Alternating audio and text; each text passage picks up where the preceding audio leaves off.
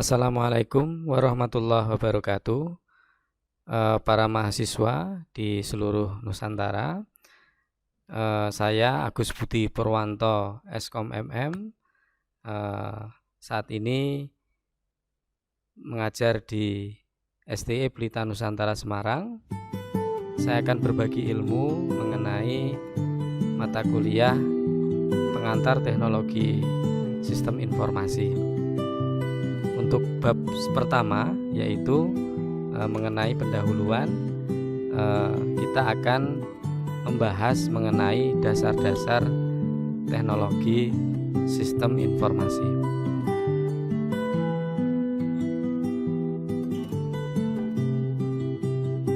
Ya, oke. Di dalam dunia teknologi, ya, kita mengenal pertama kali teknologi digital itu adalah komputer. Ya. Maka komputer pertama kali muncul, ya, itu merupakan sebuah era digital pertama kali. Ketika manusia masih menggunakan peralatan-peralatan mesin dan pekerja-pekerja manual, maka dengan munculnya teknologi komputer, maka manusia itu beralih ke teknologi digital.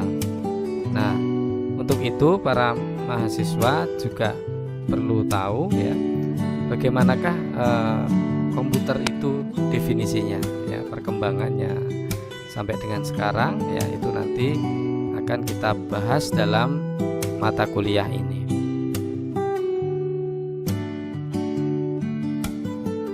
Ya, komputer itu dari bahasa Latin computare, ya, artinya adalah to compute. Jadi komputer pertama kali itu didefinisikan sebagai alat untuk menghitung. Ya. Jadi alat hitung ini, ya, secara digital dapat melakukan perhitungan secara cepat, ya, karena menggunakan teknologi digital, ya.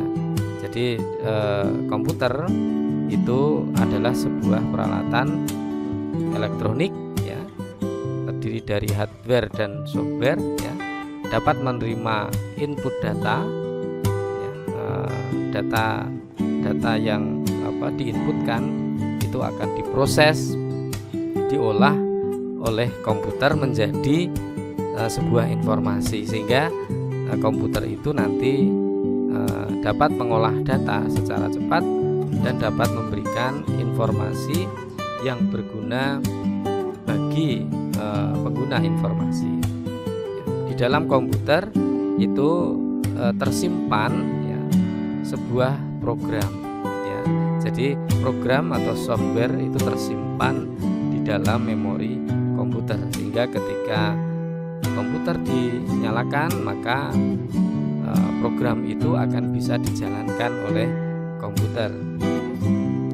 Kemudian komputer itu juga dapat menyimpan program dan hasil pengolahan data. Jadi ada storage di dalamnya, ya, dengan kapasitas yang sangat besar, ya, sehingga hasil-hasil pengolahan datanya bisa tersimpan dengan baik. Dan yang paling utama dari alat ini, ya, alat teknologi ini adalah dia dapat bekerja secara otomatis. Ya, secara umum komputer bisa didefinisikan sebagai berikut, ya, menurut seorang pakar, ya, Bernhard Kentz's Dictionary of Etymology, ya. Komputer itu dalam bahasa Inggris, ya, itu orang yang mengkalkulasi, ya. Jadi secara umum itu pertama kali dikatakan bahwa komputer itu, ya, itu diibaratkan sebagai orang yang dapat mengkalkulasi. Kemudian mendekati tahun 1897 merupakan berkembang menjadi alat kalkulasi mekanis. Sepanjang Perang Dunia Kedua, komputer menunjuk pada beberapa pekerja wanita Amerika Serikat serta Inggris yang pekerjaannya mengkalkulasi jalan arteri perang dengan mesin kalkulasi. Ya, jadi istilah komputer ini sudah dikenal ya pada saat Perang Dunia Kedua, ya, di mana dalam perang tersebut ya tentara Amerika dan Inggris itu mengkalkulasi atau membuat jalan arteri untuk peperangan ya, dan menggunakan mesin. Jadi kalkulasi pekerjaannya itu menggunakan mesin kalkulasi. Kemudian istilah komputer seiring perkembangan zaman itu mengalami perubahan ya. Pada awal mulanya orang mengatakan bahwa di dalam pekerjaannya yaitu menghitung operasi aritmatika, dalam arti di awal ya itu komputer itu hanya sebagai alat hitung aritmatika. Namun seiring dengan berjalannya waktu, komputer itu merujuk pada mesin ya, atau alat kalkulasi ya, jadi alat untuk kalkulasi yang berupa mesin. Kemudian berkembang lagi di zaman modern mengarah pada suatu rangkaian elektronik yang dapat melakukan banyak pekerjaan serta mempunyai banyak manfaat. Jadi komputer di zaman modern itu dikatakan sebagai alat elektronik atau alat digital. Ya, di dalam komputer itu ada 3 konsep yang dinamakan Tritunggal. Jadi ada hardware, ada software, ada brainware.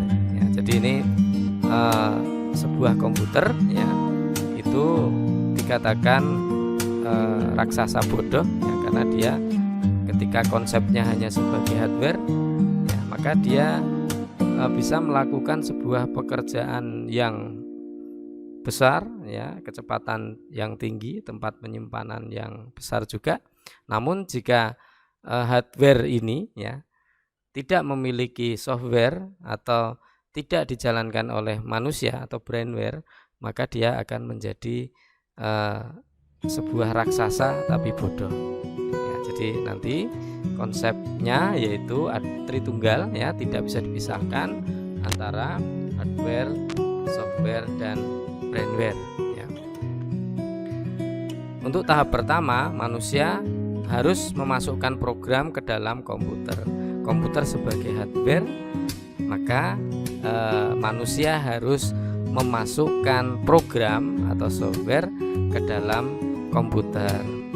Setelah program disimpan dalam komputer, maka komputer baru bisa bekerja untuk membantu manusia menyelesaikan persoalan ataupun pekerjaannya. Jadi dari beberapa penjelasan di atas, maka komputer adalah bisa didefinisikan sebagai kumpulan alat elektronik yang tersusun menjadi rangkaian membentuk sebuah mesin berteknologi dengan kontrol sistem operasi disertai program-program yang mampu menerima dan menyimpan data. Iya, dari definisi di atas ya, maka bisa digambarkan dalam sebuah bagan mengenai bagaimana komputer itu bekerja ya. Jadi komputer itu nanti ya akan mendapatkan input ya dari alat yang dinamakan input device atau perangkat masukan ya. Kemudian dari input device tersebut maka prosesor ya, atau Central Processing Unit atau CPU itu akan memproses data yang dimasukkan dari input device ya kan. Kemudian dalam CPU ini ada sebuah penyimpanan ya, jadi data itu bisa disimpan ya dalam storage ya. Nanti bisa kita jelaskan lebih rinci teknik penyimpanan di dalam CPU itu seperti apa. Kemudian setelah data itu diproses ya menggunakan software, maka akan menghasilkan sebuah hasil atau output ya yang bisa bermanfaat bagi manusia ya, atau berupa informasi yang bermanfaat ya. Nanti akan dijelaskan input device itu seperti apa, kemudian output device-nya serta CPU itu seperti apa akan kita jelaskan. Oke, ini adalah alat-alat yang perlu Anda ketahui ketika Anda mengoperasikan komputer. Jadi nanti di dalam sebuah central processing unit ya, ini alat pemproses ya, di dalamnya itu ada yang dinamakan mainboard ya, untuk papan untuk pusat dari pemrosesan, kemudian prosesor ya, nanti prosesor itu sebuah alat untuk menjalankan ya sebagai otak dari alat inputnya atau CPU-nya. Kemudian dalam tampilan itu ditunjang oleh alat yang namanya VGA card ya. Kemudian ada lagi untuk menghasilkan daya ya, itu ada alat yang namanya power supply ya. Kemudian ada tempat penyimpanan sementara atau RAM ya, itu namanya memori ya. Jadi memori RAM yang ada di dalam alat ini ya menyimpan secara sementara. Kemudian yang permanen, penyimpanan permanen itu disebut sebagai hard disk ya, atau flash disk ya, atau sekarang teknologi yang terbaru itu menggunakan SSD ya. Jadi penyimpanan yang tidak lagi menggunakan piringan tapi menggunakan chip. Oke. Bisa saya jelaskan satu persatu ya. Jadi nanti di dalam komputer, di dalam sebuah sistem komputer itu ada yang dinamakan monitor ya. Jadi monitor ini adalah sebuah alat ya untuk menampilkan gambar ya di layar gitu ya. Monitor nanti ada berbagai jenis teknologinya ya, CRT, LCD, plasma sama OLED ya. Jadi untuk monitor ini perkembangannya sudah sangat pesat. Jadi kita biasanya untuk saat ini sudah bisa menggunakan monitor dengan teknologi LED ya. Ini bentuknya seperti ini untuk yang monitor zaman dahulu ya, tabung seperti ini. Untuk yang zaman sekarang itu menggunakan teknologi LCD dan LED.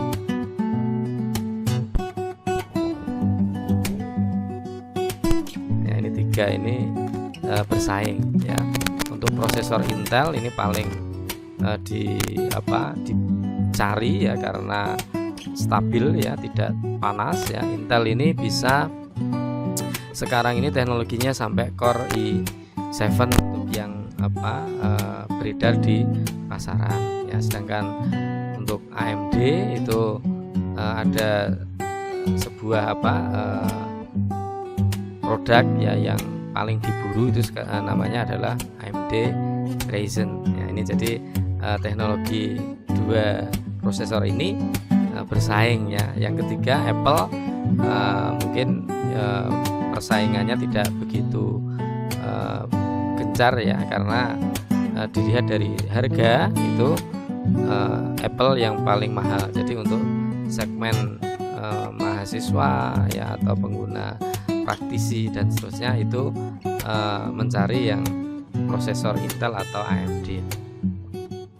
Kemudian yang ketiga yaitu mainboard ya, atau disebut motherboard ya. Ini adalah rangkaian utama pada komputer ya. Jadi ini disinilah rangkaian-rangkaian utama nanti bisa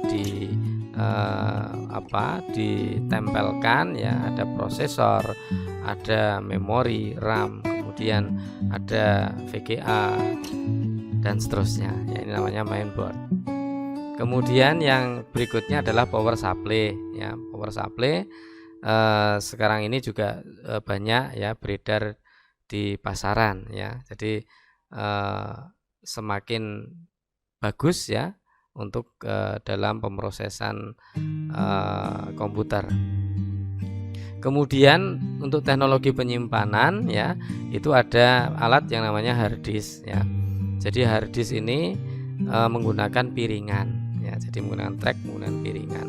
Jadi alat penyimpanan ini sangat besar ya, sampai dengan sekarang itu kapasitasnya sampai 500 GB sampai dengan 1 terabyte ya. Dan untuk teknologi terbaru ya yang sekarang sudah muncul itu namanya adalah SSD. Jadi pengganti dari hard disk itu teknologinya adalah SSD, di mana penyimpanan di data itu tidak lagi menggunakan piringan, tapi menggunakan chip. Data disimpan secara permanen itu menggunakan chip. Nah, kelebihannya adalah nanti kecepatannya lebih bagus. Ya, ini adalah RAM ya, alatnya seperti ini. Jadi penyimpanan data secara sementara ini sangat berperan dalam multitasking, sehingga semakin besar RAM-nya itu biasanya komputer bisa melakukan multitasking yang lebih banyak ya. Ketika Anda menambah memori RAM ini, maka otomatis kecepatan komputer menjadi lebih baik ya, karena multitaskingnya menjadi lebih besar. Kemudian yang ketujuh adalah VGA ya. VGA itu adalah sebuah alat ya untuk menampilkan grafis komputer ya.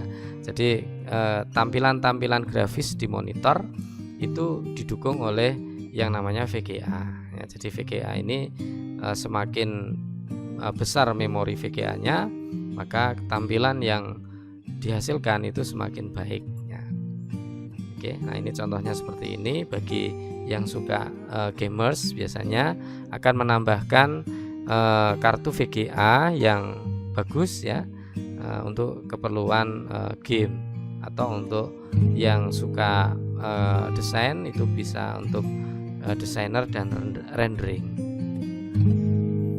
Ya, ini adalah alat penyimpanan sementara tapi kecil ya, menggunakan antarmuka USB, namanya flash disk ya. Jadi ada yang namanya flash disk, ada yang namanya CD dan seterusnya, compact disk, DVD. Nah, ini nanti kita pelajari di storage device ya. Nah, ada lagi istilah namanya CD ya, compact disk ya, CD dan DVD. Ini teknologi ini masih digunakan terutama DVD ya. Jadi untuk DVD itu masih digunakan. Namun untuk laptop-laptop yang slim ya, teknologi DVD ini sudah tidak lagi disematkan dalam laptop ya yang slim, karena memang teknologi untuk penyimpanan ya itu sudah sangat baik ya, solid ya, tidak lagi membutuhkan tempat penyimpanan dalam bentuk CD maupun DVD, karena teknologi USB, penyimpanan USB ya itu sudah berkembang dengan pesat. Ya, yang berikutnya yang namanya Blu-ray ya. Blu-ray itu tempat penyimpanan yang lebih besar dari CD dan DVD.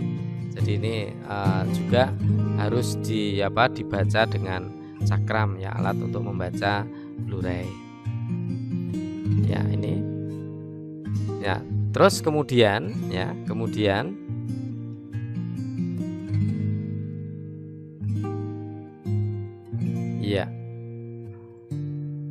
terus kemudian dari alat-alat tadi maka bisa dijelaskan juga itu alat input itu sekaligus sebagai output device ya. Contohnya di sini adalah misalnya keyboard ya, keyboard itu input device, mouse ya kan. Kemudian yang sekaligus menjadi output device yaitu ada yang namanya scanner ya. Jadi teknologi digital sekarang itu akan membuat berkas-berkas yang fisik ya menjadi file. Makanya teknologi scanner ini ya sangat penting ya untuk dokumentasi digital ya. Jadi ada scanner. Kemudian ada finger scan untuk membaca sidik jari. Ini teknologi ini juga sudah berkembang ya untuk input data ya, terutama kalau kita absensi secara digital itu menggunakan finger scan atau menggunakan optical scan. Jadi kita bisa absensi dalam bekerja atau absensi perkuliahan cukup dengan telunjuk tangan ya di finger atau dengan retina mata. Kemudian ada lagi yang namanya webcam ya. Webcam ini sangat penting dalam era sekarang, era digital, untuk melakukan yang dinamakan seminar-seminar online atau perkuliahan online. Itu kita membutuhkan yang namanya webcam ya. Jadi peralatan komputer itu sekarang wajib hukumnya untuk menggunakan peralatan webcam ya. Kemudian ada lagi mikrofon, juga penting ya untuk pembelajaran online. Jadi ketika Anda belajar online sangat membutuhkan mikrofon atau headset ya, headset. Oke. Ya. Terima kasih. Demikian adalah mata kuliah bab pertama pendahuluan dari Pak Agus. Wassalamualaikum warahmatullahi wabarakatuh.